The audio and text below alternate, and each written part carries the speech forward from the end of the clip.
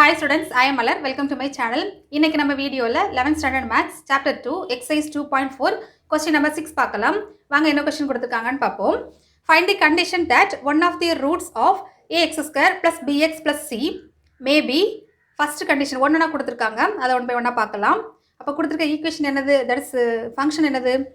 ax square plus bx plus c quadratic form. ஓகேமா? ax square given ax square plus bx plus c ஈக்குவேஷனாக கொடுக்கல, நம்ம தான் equation எழுத போகிறோம். ஈக்குவேஷன் இல்லைனா ஈக்குவல் டு 0 போட போகிறோம், அவ்வளோதான். ஓகே, தமிழில் பார்த்துலாம். ax square 0 கொடுத்துருக்காங்களா? ஓகே, கொடுக்கல. தமிழில் கொடுத்துருக்காங்க. ax square plus bx plus c equal to 0 0வின் ஒரு மூலம் 3 ஆப்ஷன்ஸ் கொடுத்துருக்காங்க. ஒன் பை ஒன்னாக பார்க்கலாம். ஓகே, கொடுத்துருக்க ஈக்குவேஷன் நம்ம கொடுத்துருக்க ஃபங்க்ஷன் இப்போ பாலினாமியல் குவாட்ராட்டிக்கை நம்ம வந்து ஈக்குவேஷன் எழுதலாம். குவாட்ராட்டிக் ஈக்குவேஷன் சரியாம்மா? குவாட்ராட்டிக் ஈக்குவேஷனை தமிழில் என்ன எழுதுவோம்னா இருபடி சமன்பாடு. ax square plus bx plus c equal to 0 போட்டாலும் இந்த equation.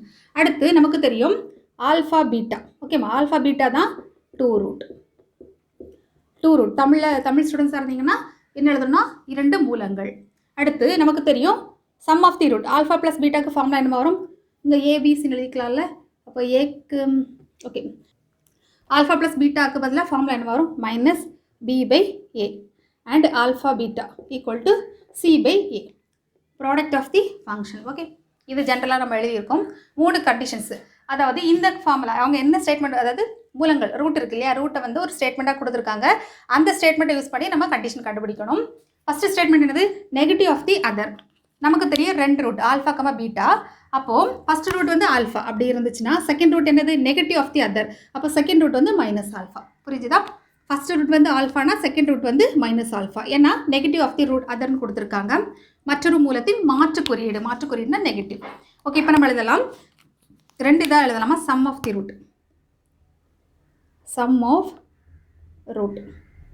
Okay, sum of the ரூட்னா alpha minus alpha equal to formula என்னது? மைனஸ் பி பை ஏ இல்லையா? Minus B by a. Alpha minus ஆல்ஃபானா என்னது? 0 equal to minus B by a. அப்போது b equal to 0. Okay, இது ஒரு condition. அடுத்து product of the root எழுதிக்கலாம். Product of the root வந்து ஆல்ஃபா. இது ரெண்டே நம்ம மல்டிப்ளை பண்ண போகிறோம். Alpha into minus alpha equal to C by a இல்லையா? அப்போ minus alpha square equal to C by a. நம்ம இப்போ ஆல்ஃபா ஸ்கொயர் எடுத்துக்கலாம். Alpha square equal to C by a. இது இருக்கட்டு. அப்போ கண்டிஷன் தானே கேட்டிருக்காங்க. கண்டிஷன் வந்து இன் டேர்ம்ஸ் ஆஃப் ஏபிசியாக இருக்கணும். அப்போ நம்ம இதை எடுக்க முடியாது. ஸோ கண்டிஷன் ரெக்யர்டு கண்டிஷன் எழுத நம்ம ரெக்யர்டு ஃபஸ்ட் ஆப்ஷனுக்கான ரெக்யர்டு கண்டிஷன் என்னது? B equal to 0. Okay, first option நமக்கு கம்ப்ளீட் பண்ணிட்டோம். அடுத்த செகண்ட் ஆப்ஷன் பாருங்கள். Thrice the other. த்ரைஸ் அப்படின்னா 3 மடங்கு. ஓகே, ஃபஸ்ட்டு ரூட் நமக்கு என்ன எடுத்திருக்கோம்? ஆல்ஃபா இல்லையா? அப்போ செகண்ட் ரூட்னா 3 ஆல்ஃபா. அவ்வளோதான். ஃபஸ்ட்டு பார்க்கலாம் sum of the root add பண்ண போகிறோம். ஆல்ஃபா ப்ளஸ் 3 ஆல்ஃபா இல்லையா? Alpha plus 3 alpha equal to minus B by a. Formula minus B by a. அதாவது சம் ஆஃப் தி ரூட்டுக்கான formula minus B by a. அப்போ 4 alpha equal to minus B by a. Alpha equal to minus B by 4a. இது அப்படியே இருக்கட்டு. அடுத்து product of the root நம்ம எழுதலாம். Second option வந்து ப்ராடக்ட் ஆஃப் ரூட்னா ஆல்ஃபா இன்ட்டு 3 ஆல்ஃபா இல்லையா? Alpha into 3 alpha equal to C by ஏ.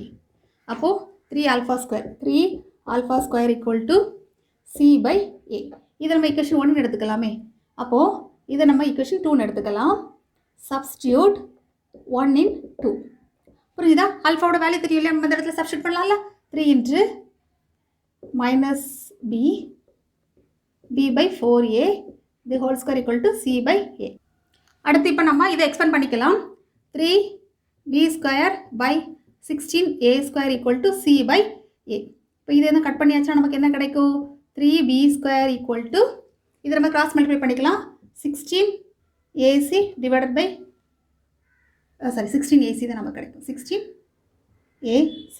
ஓகேம்மா, இப்போ நம்ம எழுதலாம். ஆன்சர் எழுதிக்கலாம். Required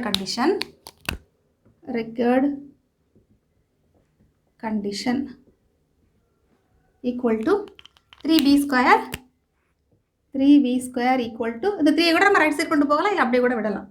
16ac okay. அதாவது கண்டிஷன் வந்து இன் டர்ம்ஸ் ஆஃப் ஏபிசியாக தான் இருக்கணும், அதுக்காக தான். அடுத்து ஓகே, தேர்ட் நம்ம பார்க்கலாம். Reciprocal of the other. ரெசிப்ரோக்கல்னா தலைகீழ்னு அர்த்தம். அப்போது ஃபஸ்ட்டு ரூட்டை நம்ம ஆல்ஃபான்னு எடுத்துக்கிட்டோம்னா அடுத்த ரூட் என்னவா இருக்கும்? 1/α, அவ்வளோதான். ஓகே, இதை வந்து கொடுத்துருக்க ஸ்டேட்மெண்ட்டுக்கான ரூட். ஓகே, இப்போ நம்ம 2 ஆப்ஷனாக பண்ணிக்கலாம். ஃபஸ்ட் ஆப்ஷன் வந்து சம் ஆஃப் ரூட்டு. இப்போ நம்ம ஆட் பண்ண போகிறோம் alpha plus 1/α. Alpha plus 1/α. Alpha plus 1/α equal to -b/a. 2 add பண்ணும்போது -b/a. எல்சிஎம் எடுக்கும்போது alpha square plus 1 divided by alpha equal to -b/. அடுத்து இது அப்படியே விட்டுக்கலாம். ஓகே, இப்போ நம்ம இதை சிம்பிளிஃபை பண்ணிக்க வேண்டாம், அப்படியே இருக்கட்டும். இதை 1 இருக்கட்டு. அடுத்து second product of the root எழுதிக்கலாம்.